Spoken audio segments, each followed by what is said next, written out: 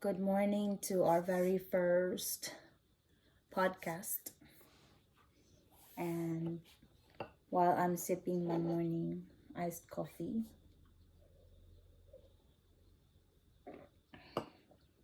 I hope those people who are watching or listening right now, you have already eaten your breakfast, perhaps, or you are in the middle of your coffee, which I am on my, it's almost empty coffee cup. Yes, you might not know me, so I will give a short introduction about myself. My name is Frances.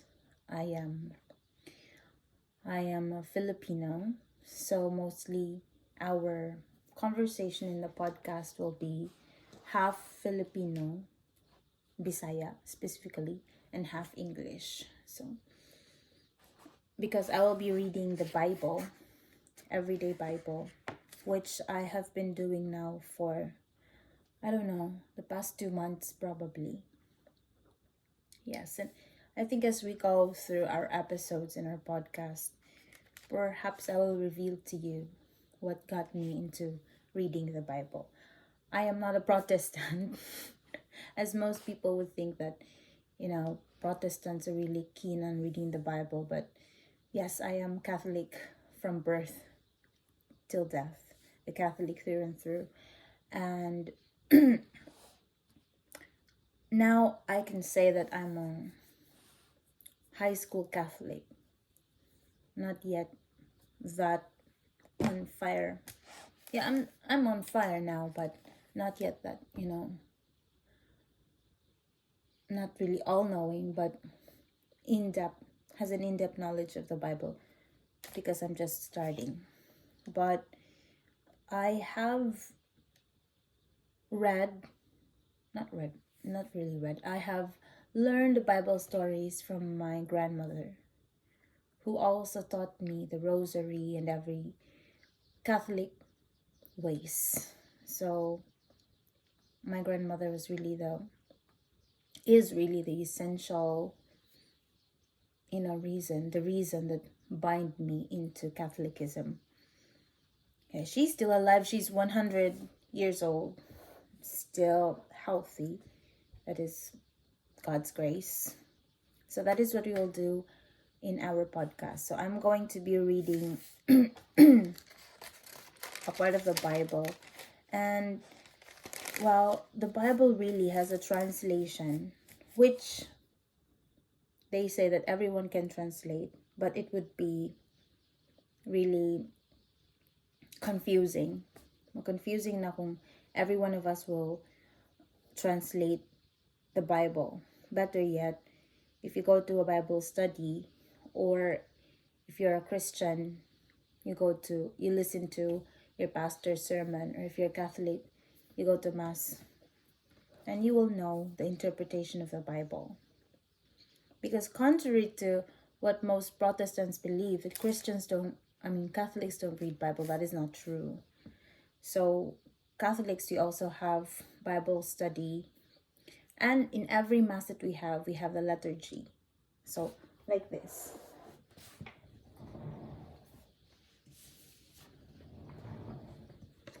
So we have Sunday liturgy because most of the time we go to Mass on Sundays, and we also have weekly readings because every day there is a Mass. So I think most Protestants would think that Catholics don't know the Bible. We hear the Bible when we go to Mass. It's just that most of us are not so in-depth into reading the Bible like you guys. So today I'm going to read the Ephesians, the letter of Paul to the Ephesians.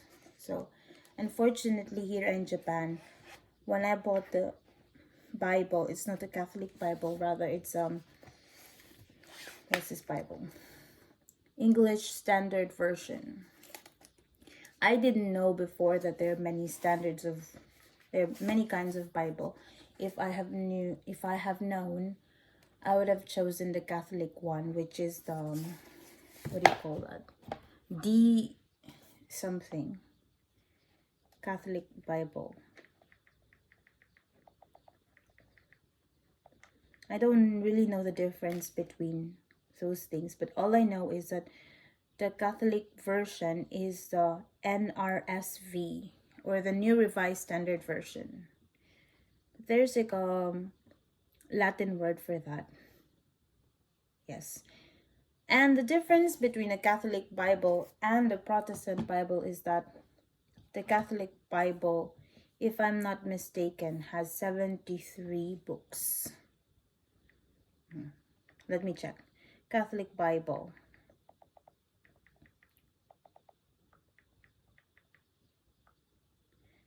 Yeah, not version. Catholic Bible books. Wait a minute.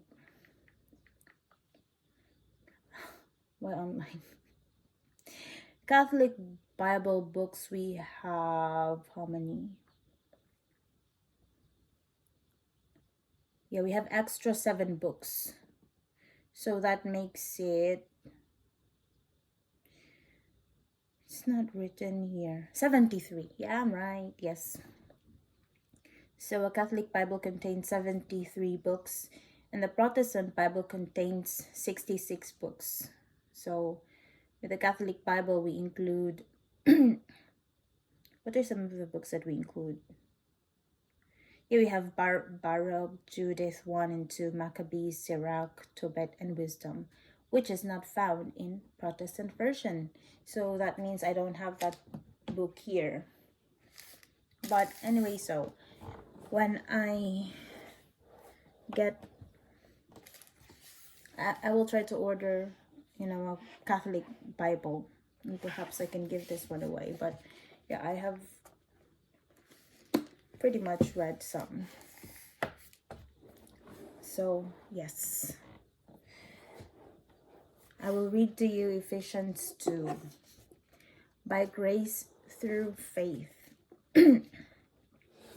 And you were dead in the trespasses and sins in which you once walked, following the course of this world, following the prince of the power of the air, the spirit that is now at work in the sons of disobedience, among whom we all once lived in the passions of our flesh, carrying out the desires of the body and the mind, and were by nature children of wrath, like the rest of mankind. But God, being rich in mercy, because of the great love with which he loved us, even when we were dead in our trespasses, made us alive together with Christ. By grace you have been saved, and raised us up with him, and seated us with him in the heavenly places in Jesus Christ, so that in the coming ages he might show the immeasurable riches of his grace and kindness toward us in Christ Jesus. For by grace you have been saved through faith, and this is not your own doing. This is a gift of God, not a result of works, so that no one may boast. For we are his workmanship, created in Jesus Christ for good works, which God prepared beforehand that we should walk in them. So I will highlight this one. For grace, what's that? For by grace you have been saved through faith, and it is not your own doing. It is a gift of God, not the result of works, so that no one may boast. Yeah, so actually, when I was young, bata pa ko, di kay ko fan madto og misa. Real talk. But I came from a religious family that every Sunday we must not skip church. And we always took the 6 a.m. mass. Because according to my mother, though ganina nana siya, hindi daw siya pious, but according to my mother, much better nga imong unahon ng Ginoo para di na ka mag-think og lain pa for the rest of the day. which now nakasabot na ko. But then when I was young, it was such a burden to me. Kaya ako ka na kaning, Sunday manunta karon tay klase, ganahawan ako matulog, makumpet. Alas 5 pa lang gipukaw na mi, dapat maligo na mi, mag-toothbrush. Walay kaon. Kay mag-fasting man ka before kamo take sa communion. So kana. Imagine na. 'Di ba? So that was me growing in a religious family. And yes, at a very young age, kibaw ko nga, Sunday is church day. But, because you were young, matug ka sa church. Ambot ka, matug ka. Tingkalawat na, mata ka, ay, uli na. So, that was me when I was young. But now, pag abot pa na ako college, I was totally like off track. So, abot na ako college, nag-apartment ako sa city. Layo na ako sa balay. Usahay, di na kay ko kauli. Nalimta na ang church. So, man lang kumuli ka, makasimba man jud ka. But, kung nara ka sa city, how would your parents know nga nisimba ka? So, mamakak na lang ka nga, manakog simba niya ito na ako. But ito dyan nag-start nga, na-derail akong train. So, wala na simba-simba. Though I know that God is good, God is there. And I think before, di man ko prayerful, but once in a while I'll pray ko. But then just remember this. You were dead in trespasses and sins, in which you once walked following the course of this world. This is so true, diba? Sa atong life karon, people are busy. Bisan dili ta busy sa work, bisan dili ta busy sa other things, but permitang, do I have time? I don't have time. Permitang na ay alibay nga, I don't have time. Diba? Masimba ta, mga pisaw ta, ay, murag man ko'y time, murag naman ko'y kuan, naman ko'y lakaw, murag naman ko'y kuan ani, ay, layo man, ay kuan, daghan kitag alibay. Diba? So with that alibi, what is that? It's already a sin, actually. Kaya nga no, you don't make time, even if you have time. But, nga naman lagi nga, kung laag, oy, at takuan, o sige, kanus ang mana, magkibo ko. Hinana ba? Sige, kanus ang mana, o sige, paling kamutan ako. Nga nung makaingon man taan na. Diba? So, ang Ginoong gipangayuan na tag 1 hour in a week, actually, in a week, for us to go to church, or for us to follow His commandments. But we can't seem to give Him that 1 hour of the week. So, yes, this is so true, we are so dead in this world, in the course of this world, actually. And why are we in that sin? Because everywhere, all around us, evil spirits or evil works, or evil is in the work. Now, di ta maka-feel, diba? Okay, for us, it's a normal thing. For us, it's just an ordinary day. Wala ko'y na-feel, wala ko'y nadunggan nga nanihunghong na ko nga, oy, ayag simba. Wala. Diba? Wala man ko'y nadunggan nga nanihunghong na ko, oy, dili ka mag-pray. Wala. Kay it had become a normal thing for us in the world that we are living in. Imagine how the Bible was written 2,000 years ago. When is the Bible written? Tagana mo a little bit of a background about the Bible. Kaya ako said when I was, I think I learned it in my religions in high school, but inana ko taphaw sa unang, say ma-learning mo, at sa from right ear, from the left ear to the right ear, and vice versa. So Bible was written not by just one person, but many people, about 1200 and 165 BC. So actually, for us Christians, kay Bamantang, there's a New Testament and an Old Testament. No, so Old Testament was before Christ, and the New Testament is after Christ.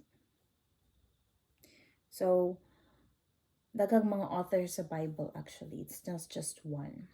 And all these authors, how did they manage to come up with one book nga wa man sila nagkaabot sa timeline, di ba? Ang usa nabuhi atong mga panahon na, ang usa nabuhi pila ka years after, pila ka 100 years after. So how did we come up with one book? Kung kinsa may ni-bind aning one book? That is a mystery, right? And didn't you know that the Bible is the most sold book in the world? I think hapit siya na kuan sa Harry Potter. But Bible gyapon. Bible gyapon. The most sold book in the world. Inyong i-google.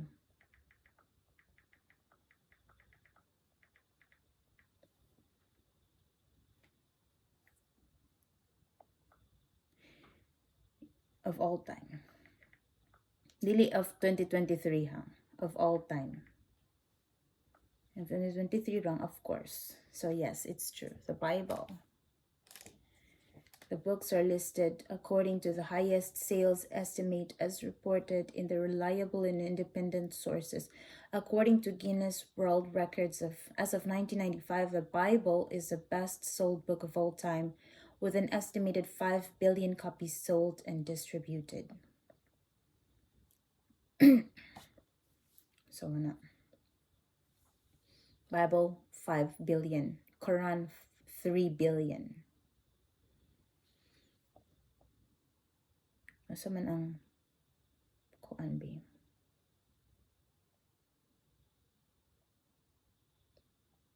Wala. Layo na din ang Harry Potter. Ang Harry Potter na sa 11. But ang Little Prince, my favorite book, nasa 10. So mana siya. It used to be, I used to be a Harry Potter fan. But later, siguro sa other episodes, we can talk about it. What happened to me and Harry Potter. Yes. So by grace through faith. Diba? For by grace you have been saved through faith, and this is not your own doing. It is a gift of God, not the result of works, so that no one may boast. So kitang tanan gitagaan taog grace sa Ginoo nga ma-save ta through His only Son, Jesus Christ. So, dili ni kinahanglan natong i-post nga, oy, I'm saved by my work. But we are saved through the grace of the Lord. Now, I think most of the Protestants, I don't know what denominations are Protestant, because Protestants is a whole big denomination, dagan siya denomination. So if you're a Protestant reading this, I don't know what kind of denomination you are. This may not be true to your denomination, but certainly this is true to some. They say you're already saved. Your salvation, you cannot lose your salvation, because it is written in the scriptures, which is in the Bible, for by grace you have been saved through faith. So ilahang pagtuo nga faith alone can save you. Faith alone can save you. Because it is written here that it is not your own doing. It is a gift of God, not a result of works, so that no one may boast. So, di na ka kinahanglan mo buhat og unsa. Basta na lang kay faith sa Ginoo, ma-save na ka. But for Catholics, That's not the thing. Yeah, we believe in this one on 100% because it is written in the Bible. But it has, you know, for Christians, we believe that faith without action is dead.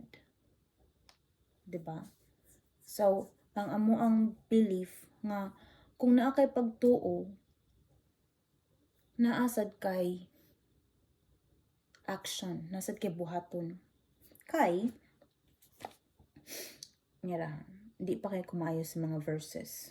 And I think I will never be. So, verse about good, what's the name? Verse about good harvest, fruits. Kaya according to Jesus,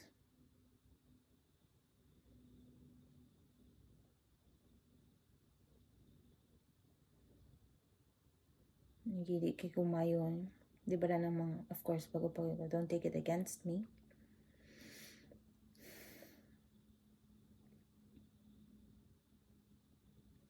Jesus talks about growing or sowing the seeds. Gani. Sowing the seeds. Parang in Leviticus, when you reap the harvest of your land, do not reap the very edges of your field or gather the cleanings of your harvest. Leave them for the poor and for the foreigner residing among you. So nga nung kinahanglan mo ka magbuhat ana ng good deeds, 'di ba?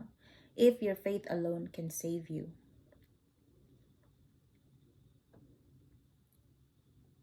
O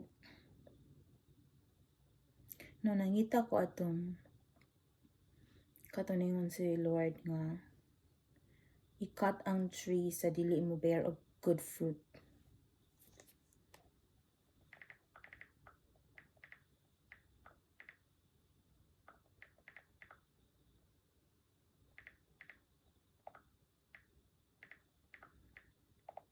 Kato, bear no good fruit.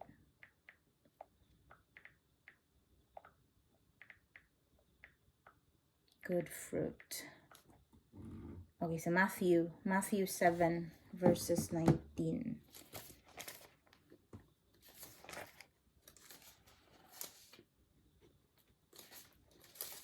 Matthew 7, ako na siya nabasa kahapon man siguro to.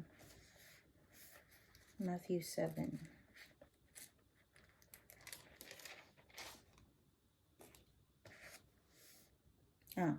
A tree and its fruits. Ano ba ni siya? Okay. A healthy tree cannot bear bad fruit, nor can a diseased tree bear good fruit. Every tree that does not bear good fruit is cut down and thrown into the fire. Thus you will recognize them by their fruits. So, sa may means ginawa ng fruits, good works, good deeds, diba? So, muna, kung nakay faith sa Ginoo, mo follow na mga ang tanan, diba? Kung nakay faith sa Ginoo, you will follow the commandments. You will be kind to your neighbor. You honor your mother and father. Diba? You will not be jealous of other people's belongings. So, everything mo follow when you have faith. So, how would you know or how do you manifest your faith kung wala kay works nga gibuhat? So, what I think, this is just my own assumption, diba? So, I don't know if that is a good thing, and ako akong assumption, but I think that not a result of work so that no one may boast.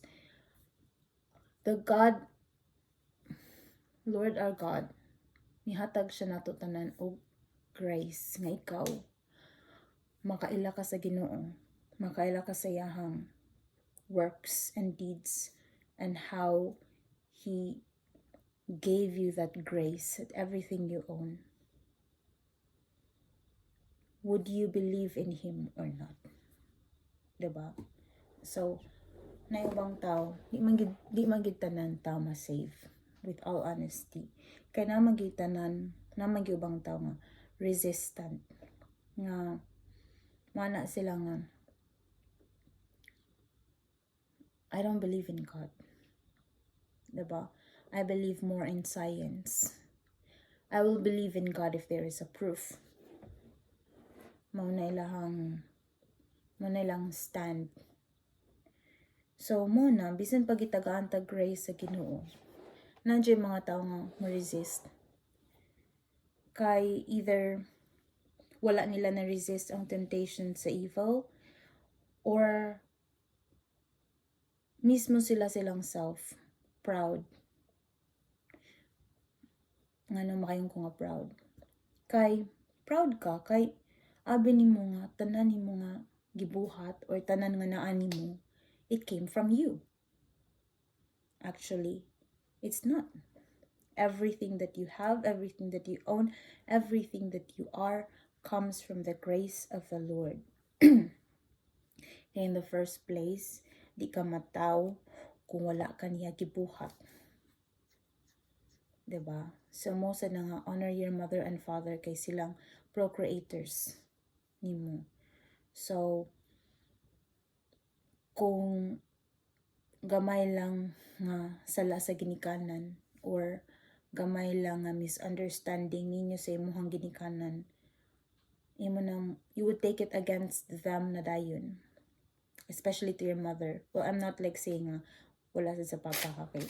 Honor your mother and father man. But I think grave nga sin ang mo take against kasi mo mama, or speak evil against your mother, or speak ill words against your mother. Kay your mother bore you for 9 months. And within that 9 months, daghan siya gi-sacrifice nimo. How would you know? Diba? How would you know? Baby pa man kadto. Dali ra gyud kay ipa-abort kung hunahunaon. Dali ra kay ipa-kuan kung hunahunaon ba nga. Kung wala pa ka gi-sacrifice mo mama. Kung wala pa nag-sacrifice mo mama para nimo.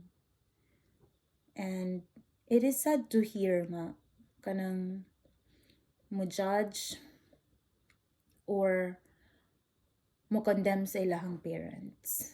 So, siguro in our human minds, kung for example, your mother is wagid, walay amor nimo.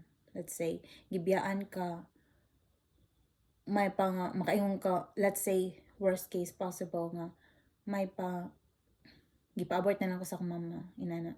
Kaysa iya kong gibuhi niya, iya kong ginani. Inana, pinaka worst case possible. Still,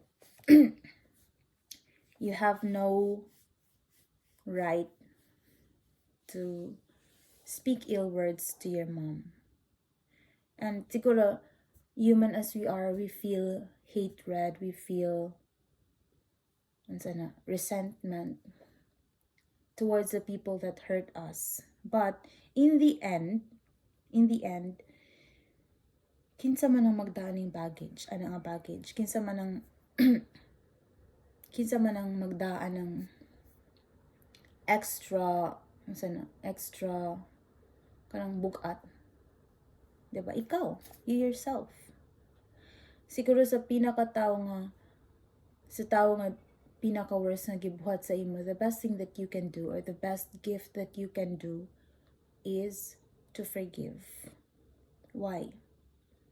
Okay, forgiving someone means you will not give them space in your heart for negativity. Kana, I'm talking as a mere human. Kana ha.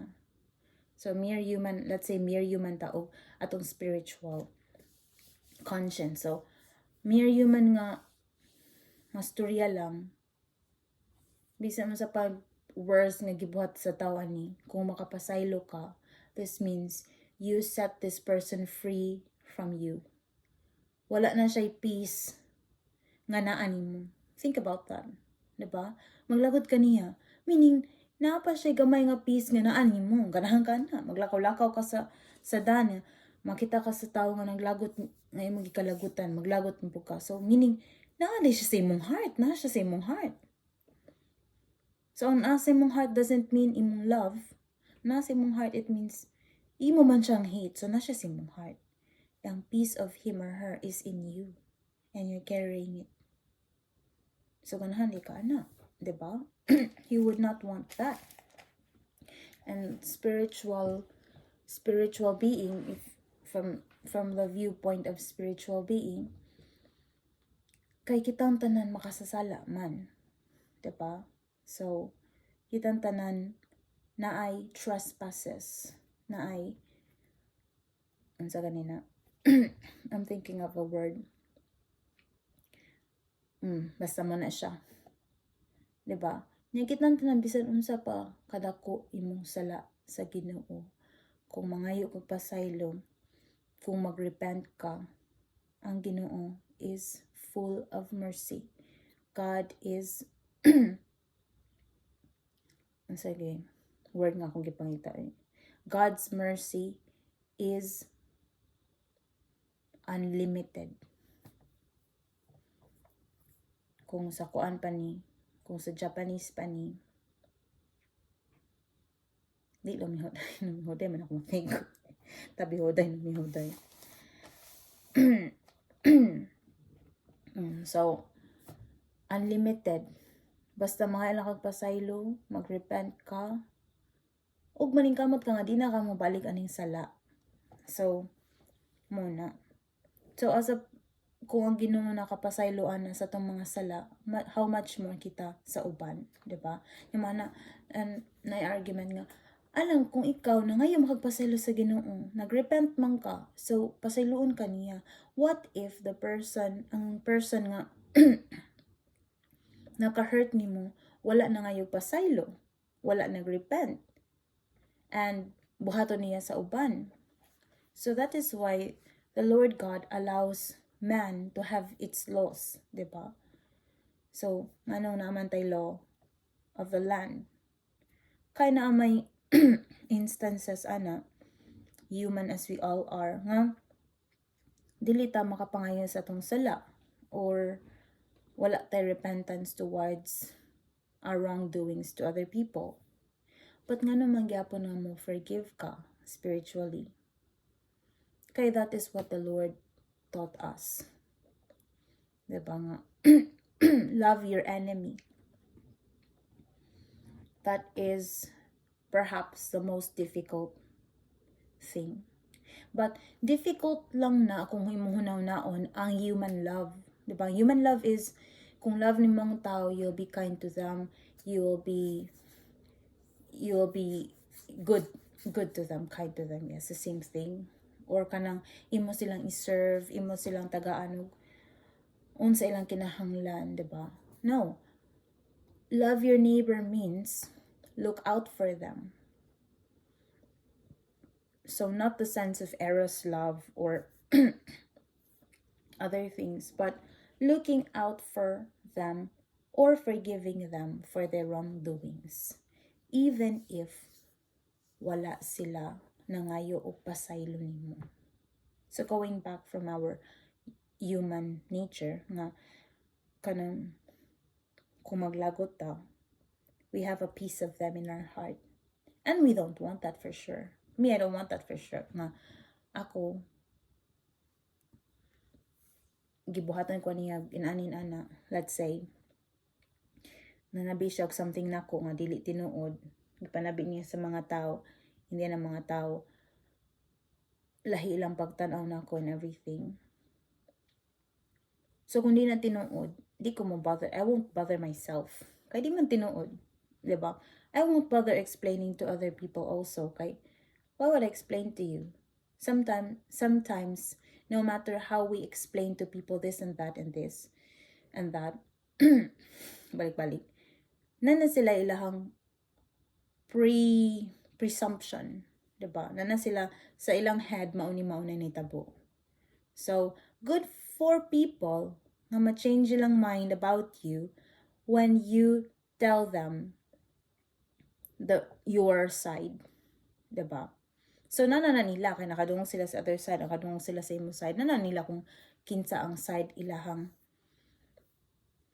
mo agree sila, diba? But for me, I don't need to explain myself. Let them see what I do. Let them see the works that I've done. Inana. Kung man ang isa ka tao nga, ay, kuan man ni siya, na siya kanang, na siya gisulti about you nga kuan. The truth will set you free, man said. The truth will prevail. With all honesty, I believe. So, siguro dili then and there ma-reveal, but eventually ma-reveal man na. So, nilayo na ta sa ato ang kanang reading scripture. So by grace through faith. So mo nang ang i-argue nila, faith alone can save you. But for Christians, faith without action is dead. Yes, faith alone can save you, but faith without action is dead. If your faith is dead, then how would you get the grace from the Lord? Nga imuhang faith dili man alive, dili man burning. Kaya wa man kay action, di ba? So, more or less, that's what I think. Yes. So we have covered that one. And for that, we will continue with prayer for spiritual faith. So I'm done with this. Actually, akong i-highlight ang mga things nga akong gipangbasa na kay lakang manggod akong kuan. I really don't know how to read the Bible actually. Kay naay part nga naay books nga 1 page lang, gamay kayo, but naay books nga grabe daghan kay page and gagmay kay siya. So I think 1 page alone will take me 20 minutes or so, diba? So if I if I just read one book and I will try to check, okay man ako ani, proceed na ko. Sahay kay na mga part, actually tinuod sa tuning nga na part nga ano ko kasabot. Na board na ko ani. Which is I think, yeah, first timer. Nagida na kay waka kasabot, waka kakuan. But then the more I read the Bible, the more I want to get to know more the characters of the book. And of course, want to know more about our Lord Jesus Christ. Okay, that is a main purpose. That is the main reason why we have the book. To learn more about Christ, for us to love God more. So, muna siya. So now let's proceed to this prayer for spiritual strength. For this reason, I bow my knees before the Father, from whom every family in heaven and on earth is named, that according to the riches of his glory, he may grant you to be strengthened with power through his Spirit in your inner being, so that Christ may dwell in your hearts through faith, that you, being rooted and grounded in love, may have strength to comprehend with all the saints what is the breadth and length and height and depth, and to know the love of Christ that surpasses knowledge, that you may be filled with all the fullness of God. Now to him who is able to do far more abundantly than all that we ask or think, according to the power at work within us.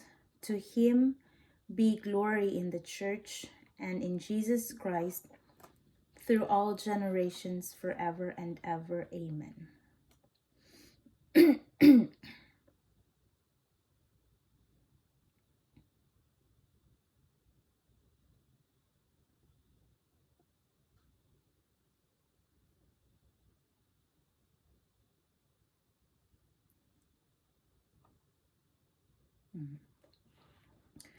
So, kung dili ta mo pray for spiritual strength, I think we will remain lukewarm. So siguro sa next upcoming episodes, I will talk about lukewarm Christians. But for now, concept to. Mong focus ata sa readings na to karon. So prayer for spiritual strength. Why do we need to pray every day?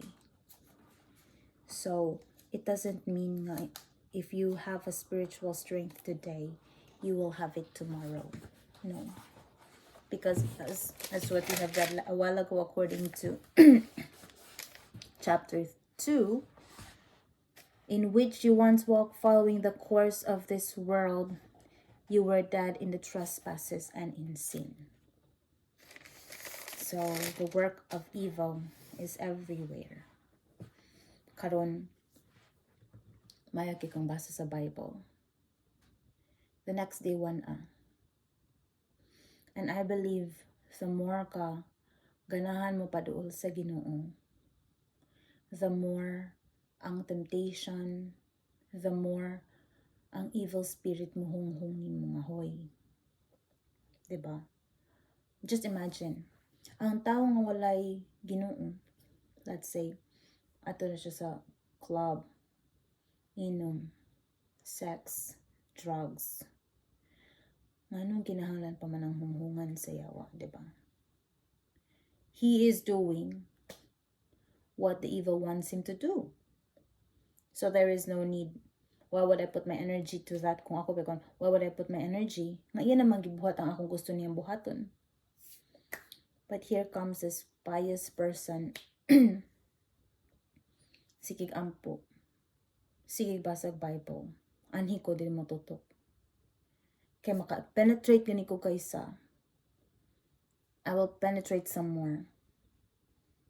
Mawala na ni siya sa yahang train going to kuan, diba? So, mao na nga, the more you'll be prayerful, the more musod ang evil thoughts. So, ako, I would really attest to that. Like, for example, mag-rosary ko. Hail Mary, full of grace, the Lord is with you.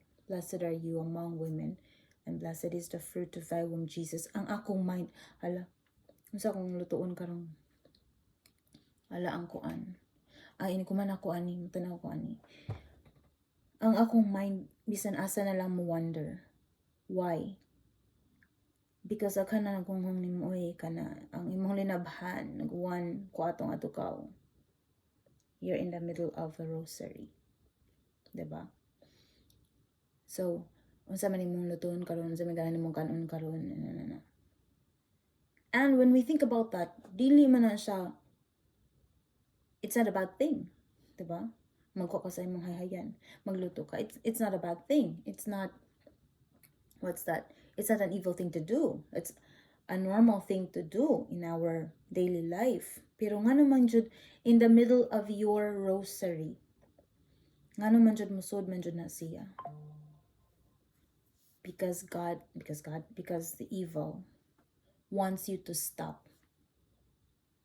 Diba?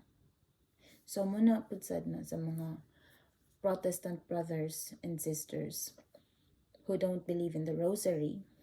Well, you have your kanang reasons from the scriptures, diba? You have your reasons from the scriptures. Kaya usahay man good, one verse lang ang mabasa.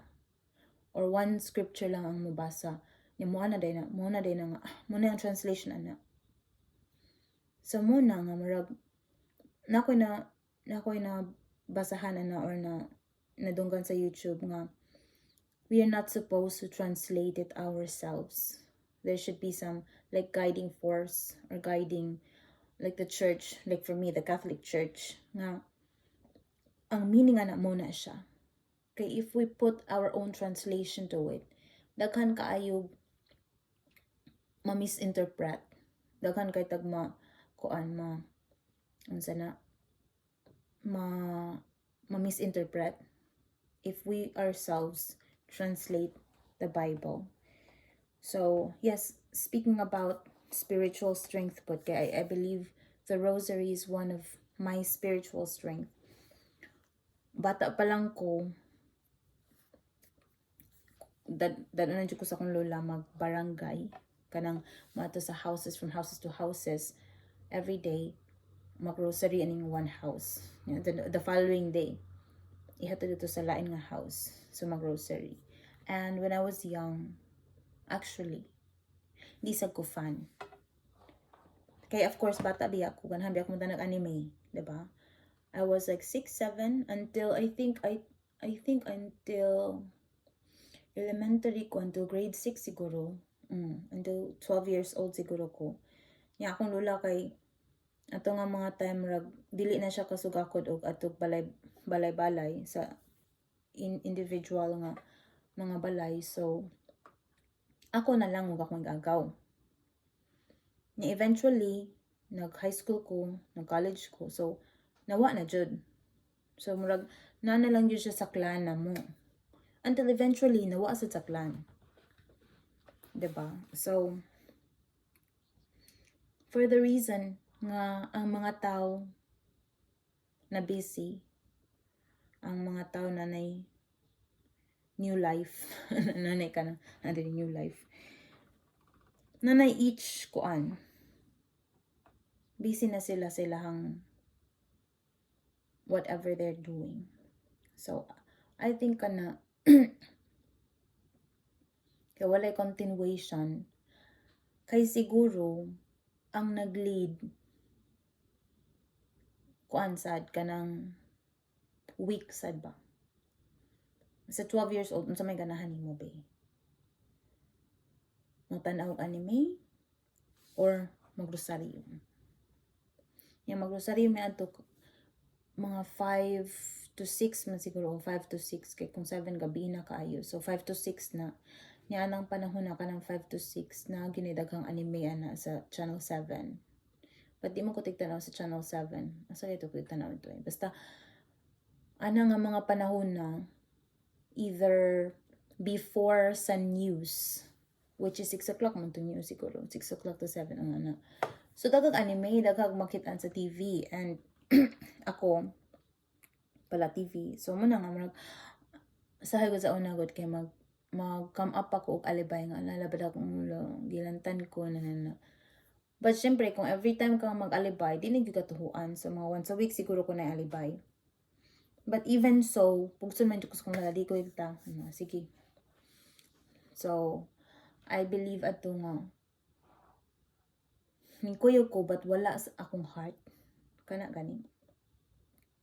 But I also believe nga tungod ato nga rosary, tungod ato nga pila ka years nga sa rosary, bisan pag dili pa ko kanang 100% into it, or bisan magsige pa ko reklamo, pero our Mother Mary, si Mother Mary good ang murag nagtap sa akong shoulder this time nga, oy, balik rosary. So I think for the last 2 years murag akong rosary kay off and on, sige ganahan lang ko para mag rosary ko na. And then something happened, so muna nga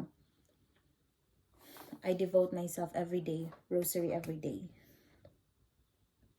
Na po mga ay kapoy, murag ka nang nahimo gani siya og kanang unsa na, nahimo siya og task instead of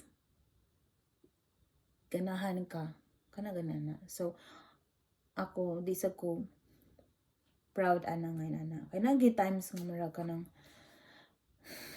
kapoy, makayon ko kapoy, but eventually man sa una nga taas kay rosary para nako, feeling ako whole 1 hour ang rosary, but now murag maabot na ko sa amazing naabot na ko sa 5th mystery. So murag wala na ako nag-think nga this is a task or this is a job that I need to do.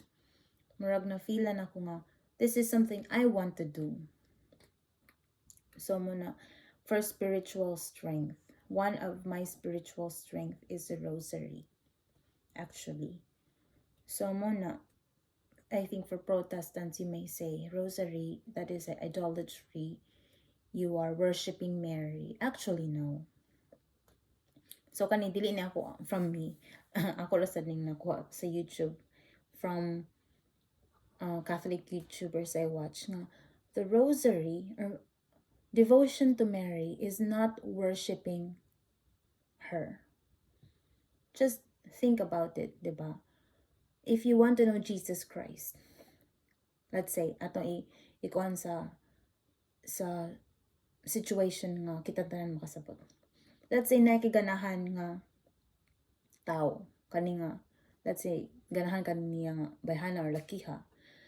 Nang kaning tawhana o kaning lakiha gipaila-ila kaniya sa iyahang parents, sa iyang mama, specifically sa iyang mama. So iyang mama gipaila-ila kaniya muna nga nakaila ka sa iyang mama, ganahan ka nga ganahan sad ka nga ma-close ka sa iyang mama for sure, diba?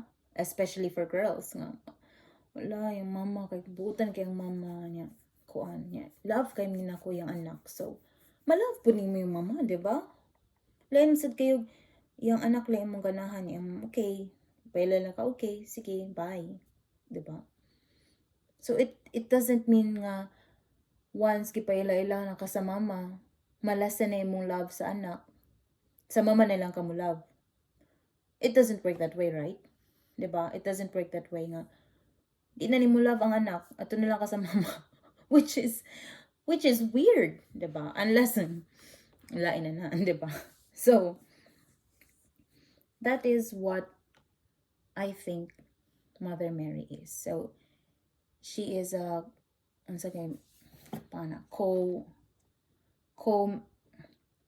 Mother Mary is a redemptrix, mother.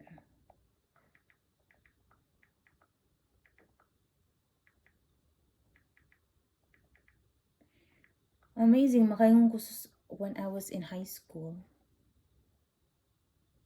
Ako gining na-learn from sister, kasi kay panganto niya, Sister Mary Michael. Oh, si Sister Mary Michael. So siya na introduce aning co-redemptrix. Meaning, Mary's role in redemption of all people. So manang, what is redemption?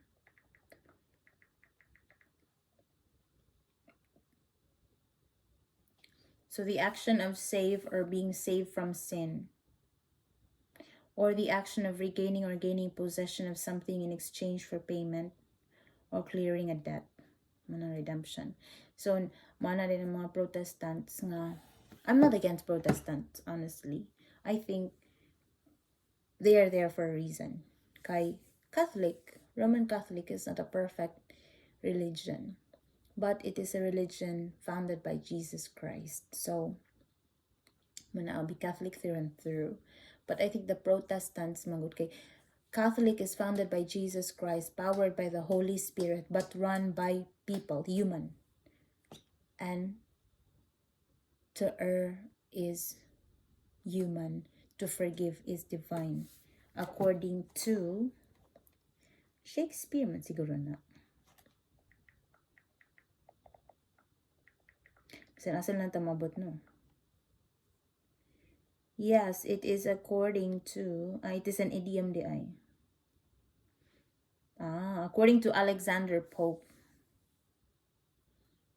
So dili din Shakespeare. To err is human, to forgive is divine. Diba? So, Catholic Church is founded by Jesus Christ, powered by the Holy Spirit, run by humans. And humans tend to err. Sakto ba akong pronunciation? To make errors, to commit mistakes. So muna nga, sometimes there should be other group of people nga mo protest. That's why you call yourselves Protestants, no? Or mo contradict, diba?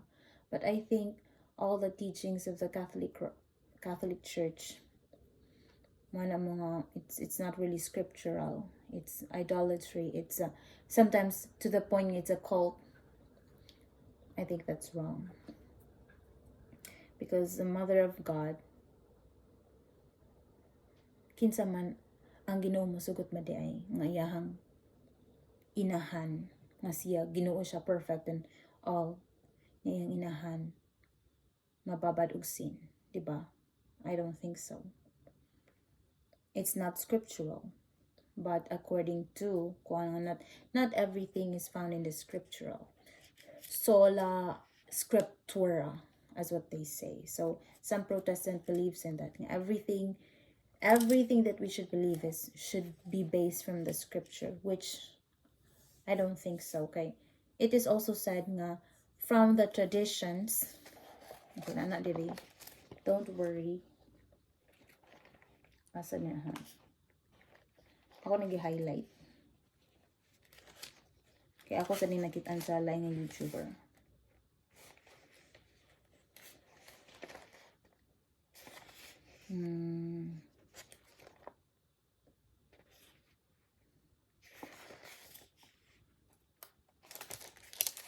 Asa naman to eh.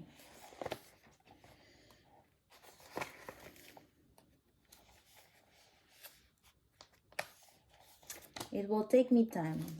I'm not so prepared today since it's the first day. But through the traditions and the Bible and the scriptures and the word of mouth,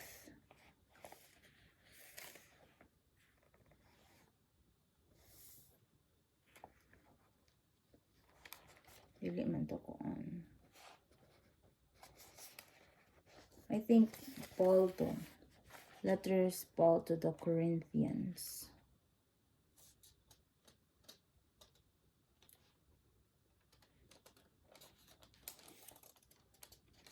So, ako to siyang gi-highlight, but I think wala to na ako na.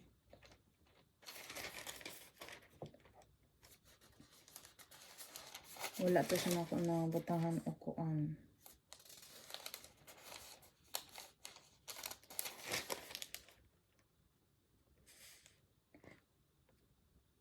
I think green to ang highlighted to, so it's not the pink one.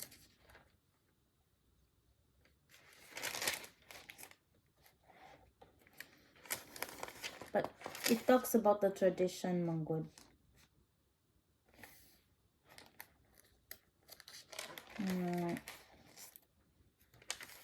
So that was the basis nga dili na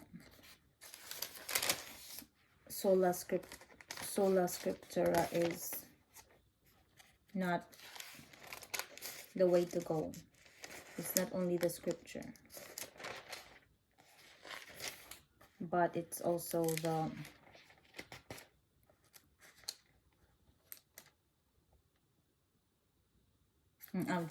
interpretation of Giminha.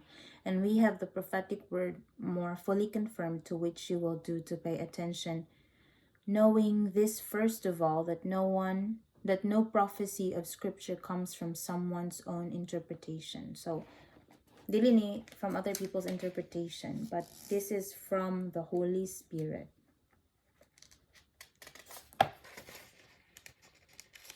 Also dito ha.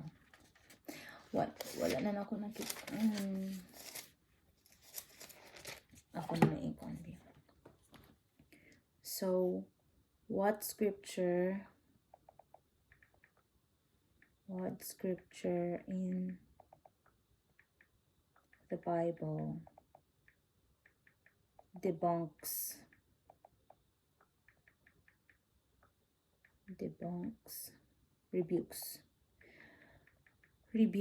sola scriptura?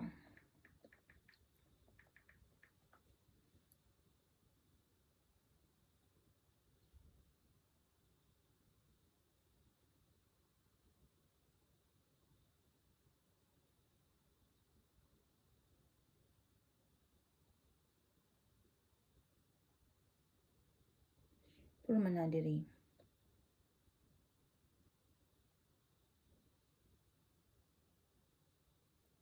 Ay, taas kaayo eh.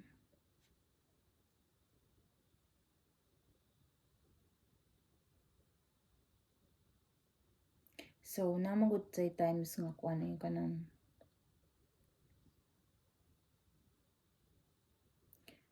naaman sa good times nga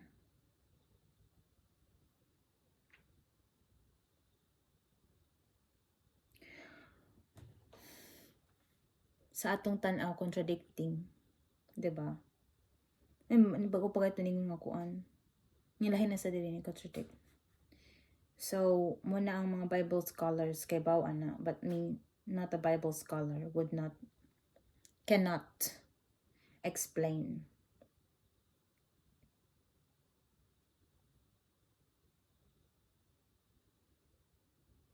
Two Thessalonians.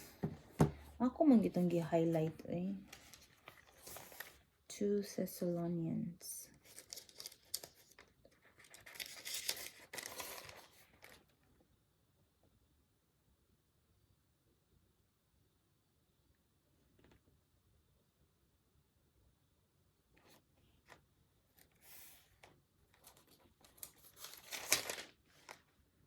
And guys, ang 2 Thessalonians kay 2 page ra. Dili ni mo kani. Mani siya kani. So then, brothers, stand firm and hold to the traditions that you were taught by us, either by spoken word or by our letter. So, ang our letter, muna siyang scriptures. Diba? Okay. 2 Thessalonians is a part of the scripture. Muna siya. So, it's not just the written letter or written in the scriptures, but also in the traditions taught by the apostles, either by spoken word or by letter.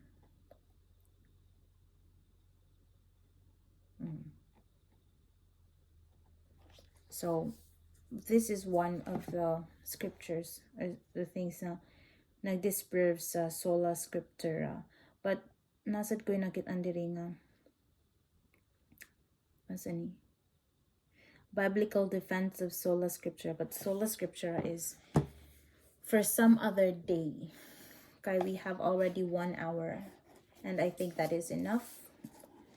So, I hope you get something out of the Bible today. And next time we will be talking more about other stuff that we can incorporate from the Bible reading. So for now, bye-bye and see you next time. Bye-bye. God loves you.